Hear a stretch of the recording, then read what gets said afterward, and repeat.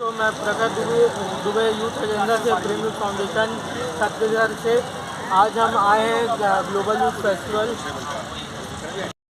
7 अक्टूबर तक पानीपत में ऑर्गेनाइज हो रहा है और इनके स्पॉन्सर्स हैं Sant Nirankari mission, national youth project और गांधी ग्लोबल सोसाइटी।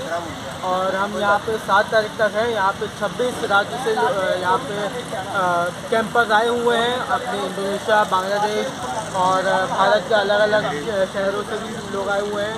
टोटल 450 लोग आए हुए हैं इस कैंप में और अपने राज्य का फोक कल्चर वगैरह परफॉर्म करने के लिए बहुत दिन से लगे हुए हैं काम में। इनसे लेते हैं इनका ओपिनियन वगैरह।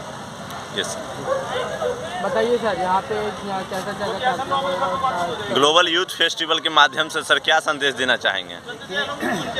पानीपत के अंदर ग्लोबल यूथ फेस्टिवल जो है पहली बार हो रहा है जी। और यहाँ न केवल पानीपत के अंदर स्वागत समिति, यहाँ की जो आयोजन समिति है, बल्कि पानीपत की तमाम जनता और ये पूरा इलाका पानीपत के अंदर हो रहे इस ग्लोबल यूथ फेस्टिवल का बहुत ही स्वागत करता है और बहुत ही उत्साहित है। और यहाँ की मैनेजमेंट के अंदर हमारे वॉलंटियर्स, हमारे सेवादार बहुत ही संयम के साथ में बहुत ही दिल से जो है वो लगे हुए हैं।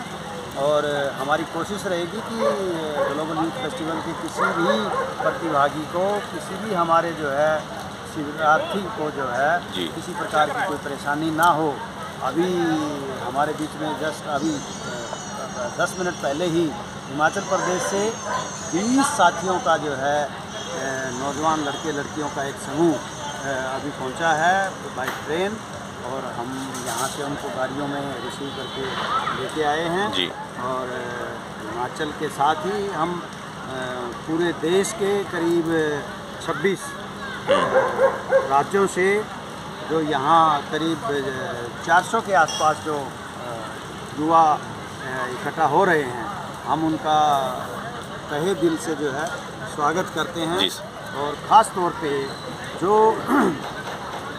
महात्मा गांधी जी का जो सपना था जी, युवाओं के माध्यम से देश के निर्माण का, और मैं समझता हूँ कि जो पूरे जीवन में बिल्कुल पूरी तरह से जो है जो देश को आज़ादी के आंदोलन के दौरान जिस तरह के सपने हमारे आज़ाद भारत के बारे में गांधी जी ने बुने और जैसा वो भारत चाहते थे, वो उन सपनों को जो है नौजवानों के कंधों से जो है पूरे होने की उम्मीद करते थे और आज भी वो उम्मीद कायम है।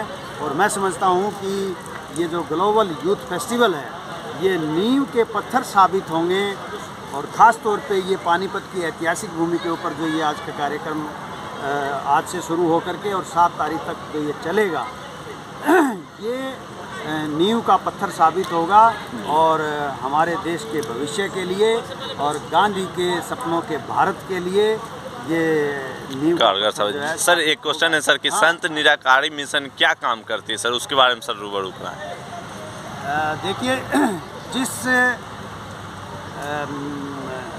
उद्देश्य को लेकर के ये गांधी के सपनों का भारत और त्याग, समर्पण और ये संयम और एक तरह से हर ढंग की रचनात्मकता और निर्माण का जो काम है, वो जो गांधी के ख्वाब का हिस्सा है, उसी तरह से ही संत निरंकारी सत्संग मिशन भी जो है उसी ढंग से ही सेवा भाव को लेकर के ये बहुत विश्व में सेवा देने का काम करती है। हाँ, पूरी दुनिया के अंदर जो है संत निरंकारी मिशन जो है वो लगा हुआ है। और हम ये जो ग्लोबल यूथ फेस्टिवल है, इसकी स्वागत समिति की ओर से खास तौर पे संत निरंकारी मिशन का जो है वो बहुत ही आभार और धन्यवाद करते हैं। असल में संत निरंकारी मिशन की यहाँ की जो टीम है, यहाँ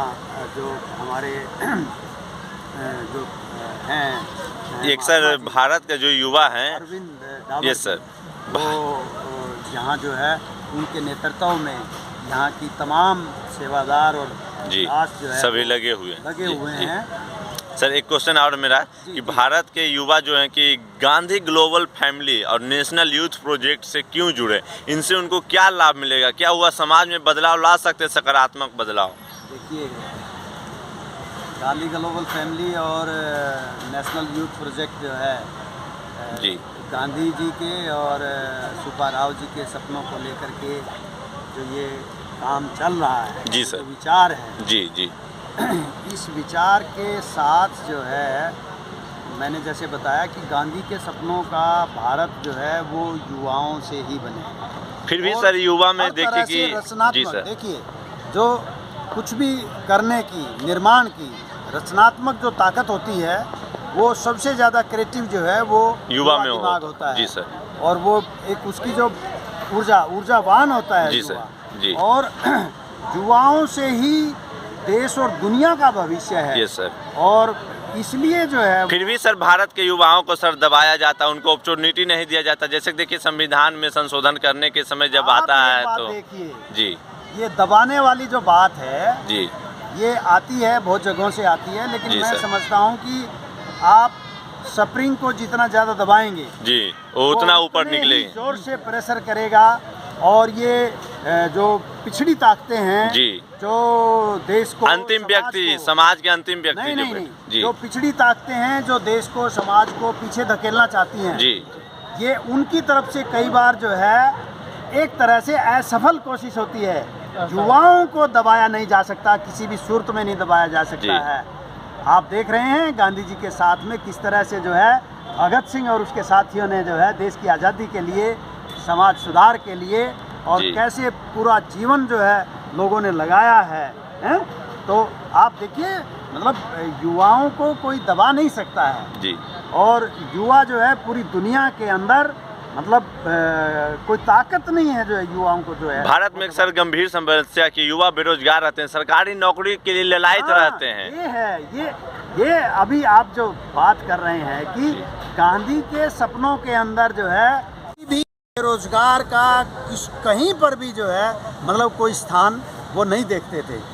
हर हाथ को काम मिले और काम का पूरा दाम मिले। जी ठीक है, सामाजिक न्याय मिले और किसी भी सूरत में जो है अन्याय इस देश के अंदर स्वीकार नहीं किया जाएगा।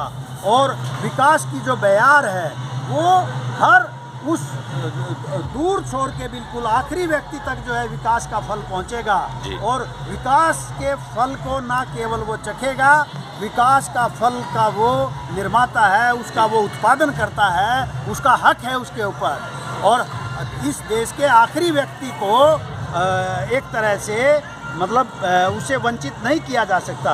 और ख़ास तौर पे युवाओं को किसी भी सूरत में वंचित नहीं किया जा सकता। और युवा इस देश का भविष्य है, युवा इस देश के निर्माता हैं और उनको कोई दबा नहीं सकता। ठीक है सर, बहुत बहुत धन्यवाद सर। जी शुक्रिया शुक्रिया। हाँ